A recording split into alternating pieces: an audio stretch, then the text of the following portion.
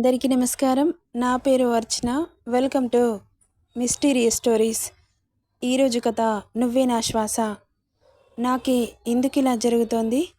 నా మనసు పరిపరి విధాలా ఎందుకు ఆలోచిస్తోంది? ఒక నిర్ణయానికి ఎందుకు రాలేకపోతున్నాను? అసలు నాకు ఏదంటే ఇష్టం? నా మనసు ఏం కోరుకుంటుంది? అని చైర్లో తల వెనక్కి వాల్చి కళ్ళు మూసుకున్నాడు.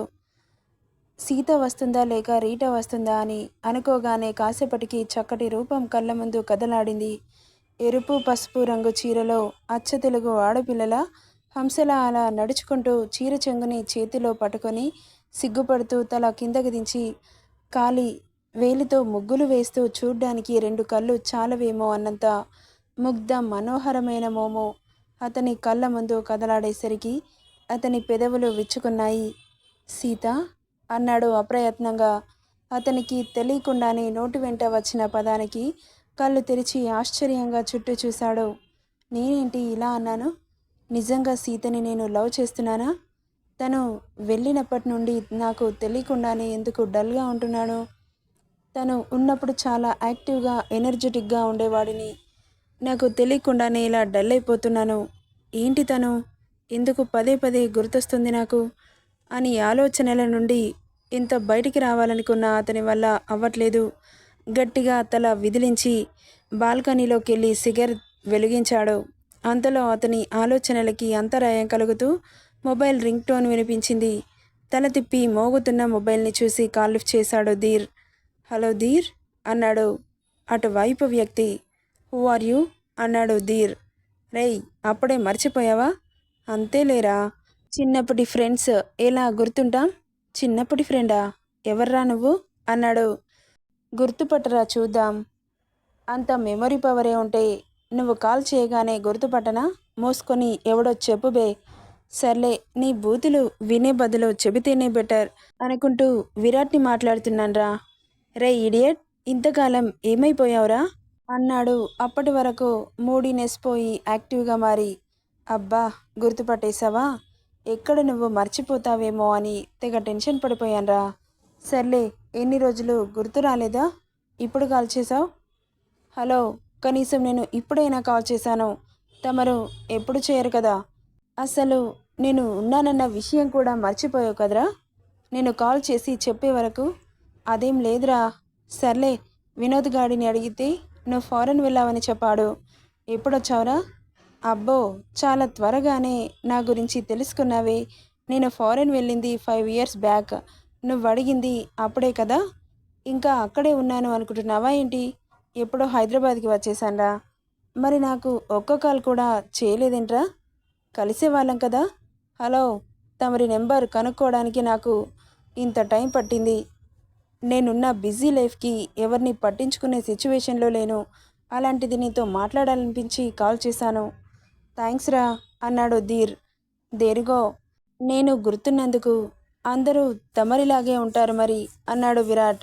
సర్లే, చాలా రోజులవుతుంది, ఎప్పుడు కలుద్దాం అన్నాడు ధీర్. ఈ సండే ఇంటికి రారా. ఇంటికా? ఏదైనా హోటల్లో కలుసుకుందాం లేరా. ఏం పర్లేదు, మామ్ నీతో మాట్లాడాలంటుంది. నిన్ను కలవక చాలా రోజులవుతుంది అని ఇంటికి వస్తే మామ్ డాడ్ని కూడా కలుస్తావుగా అన్నాడు విరాట్. ఓకే, తప్పకుండా వస్తారా. ఓకేరా మరి, బాయ్ అంటూ కాల్ కట్ చేశాడు విరాట్. ఇక చాలా కాలం తర్వాత తన ఫ్రెండ్తో మాట్లాడడంతో చాలా హ్యాపీగా అనిపించింది అతనికి.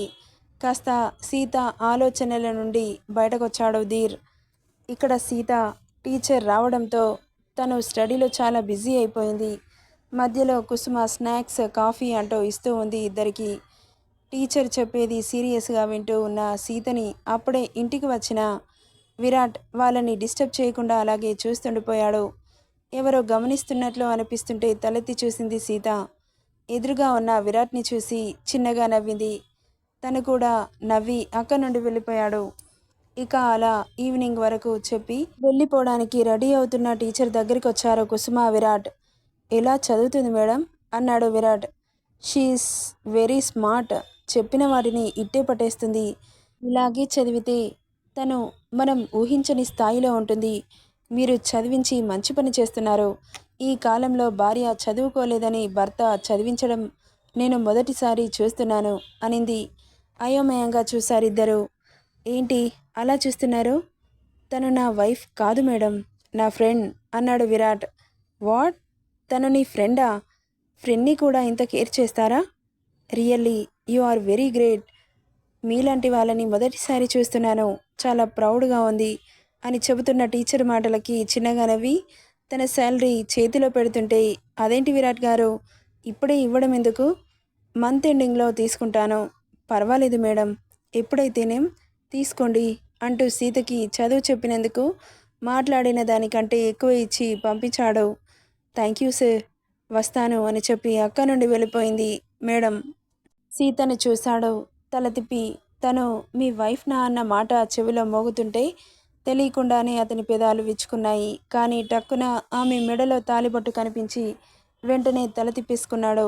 అప్పుడు అతని భుజం మీద పడ్డ స్పర్శకి ఉలిక్కిపడి చూశాడు విరాట్. ఆవిడ అన్న మాటలు నిజమైతే బావుండు అనిపిస్తుంది కదా విరాట్, అనింది కుసుమ. నువ్వు దేని గురించి మాట్లాడుతున్నావు మామ్? సీత నీ భార్యనా అని అనింది కదా. తప్పు మామ్, పరాయి వాడి భార్యని అలా చూడడం తప్పు. తనకు ఆల్రెడీ పెళ్ళైపోయింది. కాకపోతే నేనే చేసుకుని ఉండేవాడినేమో. బట్ నా బ్యాడ్ లక్, అంత మంచి మనస్తత్వం గల అమ్మాయిని మిస్ అయినందుకు అని అక్క నుండి వెళ్ళిపోయాడు విరాట్. వెళ్తున్న కొడుకుని చూసి చాలా బాధపడింది కుసుమ. అప్పుడే విరాట్ గారు అన్న పిలుపు వినిపించగానే ముందుకు అడుగేసేవాడలా వెనక్కి తిరిగి చూశాడు. థ్యాంక్స్ అండి అనింది సీత. దేనికి థ్యాంక్స్? నాకు చదువు చెప్పిస్తున్నారుగా, అయితే మాత్రం థ్యాంక్స్ చెప్పాలా? ఏమో విరాట్ గారు, నాకు చెప్పాలనిపించింది.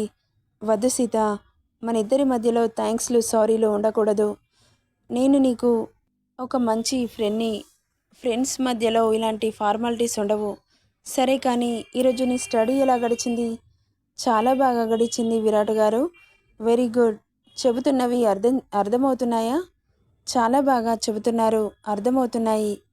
నువ్వు ఒక మంచి స్థాయికి వెళ్ళి చూపించాలి మీ ఆయన గారికి, అప్పుడు కానీ దారిలోకి రాడు అనగానే తల కిందకి దించింది. చెప్పు సీత, మంచి పొజిషన్కి వచ్చి మీ ఆయనకి జలకిద్దామా అన్నాడు. వద్దండి, నేనెప్పుడూ ఆయన ప్రేమని మాత్రమే కోరుకున్నాను, కానీ స్టేటస్ పొజిషన్ చూసి కాదు. నువ్వు కాదు సీత, మీ ఆయన కోరుకుంటున్నాడు కదా. అతనికి ఇంగ్లీష్లో మాట్లాడే అమ్మాయి, పాష్ కల్చర్లో పెరిగిన అమ్మాయి కావాలంటున్నాడు. అంటున్నా అతని మాటలకి మాట్లాడలేదు Sita. You don't worry Sita, మీ ఆయనకి నచ్చే విధంగా నేను తయారు చేసి ఒక మంచి పొజిషన్కి వచ్చాక నేనే పంపిస్తాను ఆయన దగ్గరికి. నువ్వు ఎలాంటి టెన్షన్స్ పెట్టుకోకుండా ప్రశాంతంగా ఉండు అని చెప్పి అక్క నుండి వెళ్ళిపోయాడు విరాట్. అతను నిజంగా నాకేమవుతాడు, నా గురించి ఎందుకు ఇంతలా ఆలోచిస్తున్నాడు, అసలు ఈ ఫ్యామిలీకి నేనేమవుతాను, అసలేమిచ్చాను, నా మీద ఇంత ప్రేమ చూపిస్తున్నారు అని కన్నీళ్లతో అక్కడే నిలబడిపోయింది సీత. ఏమైందమ్మా, ఎందుకా కన్నీళ్ళు అని అడిగింది సీతని చూసిన కుసుమ. ఏం లేదాంటీ, నిజంగా మిమ్మల్ని చూస్తుంటే నాకు చాలా గర్వంగా ఉంది. ఎలాంటి రక్త సంబంధం లేదు, ఎలాంటి రిలేషన్ లేదు, అయినా కానీ నన్ను ఇంటి మనిషి కంటే ప్రాణంగా చూసుకుంటున్నారు. ఎందుకు నన్ను ఇంత ప్రేమిస్తున్నారంటీ? మరి నువ్వెందుకు నీ సొంత వాళ్ళలా మమ్మల్ని చూసుకుంటున్నావు? మేము నీకేమవుతామని అడిగింది కుసుమ.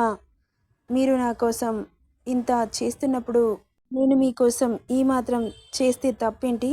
లేదమ్మా, ఇంట్లో పని చేసేవాళ్ళు డబ్బుల కోసం మాత్రమే చేస్తారు. డ్రైవర్ డబ్బుల కోసం మాత్రమే డ్రైవ్ చేస్తాడు. గార్డెనర్ డబ్బుల కోసం మాత్రమే మొక్కలకి నీళ్లు పడతాడు. వాళ్ళు వాళ్ళ స్వార్థం కోసం పనిచేస్తున్నారు. కానీ మొట్టమొదటి వ్యక్తివి నువ్వే కాబోలు. మా కోసం, మా ఆరోగ్యం కోసం మేము నీకు ఏం కాకపోయినా నీ సొంత మనుషుల కంటే ఎక్కువగా మమ్మల్ని ప్రేమిస్తున్నావు. ఇంతకంటే ప్రేమగా ఎవరు చూసుకుంటారు చెప్పు? ఈ రోజులలో కన్న తల్లిదండ్రులే బరువుగా మారిపోయారు పిల్లలకి. అలాంటిది నాకు జ్వరం వస్తే అమ్మలా చూసుకున్నావు. మేము ఏ టైంకి ఏం చేస్తామో తెలుసుకొని మా అవసరాలు తీరుస్తున్నావు. నీలాంటి అమ్మాయి మాకు ఎక్కడా కనిపించలేదు, నేనెప్పుడూ చూడలేదు కూడా. నీలాగా ప్రేమ ఆప్యాయతలు పంచే అమ్మాయి అమ్మలా దొరకడం అదృష్టం సీత. ఆంటీ ప్లీజ్, నన్ను ఇంకా ఇంకా మీ మంచితనంతో కట్టిపడేయకండి అంటున్న సీతని నవ్వుతూ చూస్తూ, సర్లే కాఫీ తీసుకొస్తాను, కూర్చో సీత. ఏంటాంటీ, కాఫీ మీరు తీసుకొస్తే నేను కూర్చొని తాగాలా? లేదు లేదు ఆంటీ, నేనే తీసుకొస్తాను, మీరు కూర్చోండి. అలాగే మీరేం తింటారు చెప్పండి, స్నాక్స్ కూడా ప్రిపేర్ చేస్తాను. వద్దులే సీత, కాస్త రెస్ట్ తీసుకో అనింది కుసుమ. నెక్స్ట్ పార్ట్లో ఏం జరుగుతుందో చూద్దాం. ఈ స్టోరీ ఎలా ఉందో కామెంట్ చేయండి guys. Thank you for listening.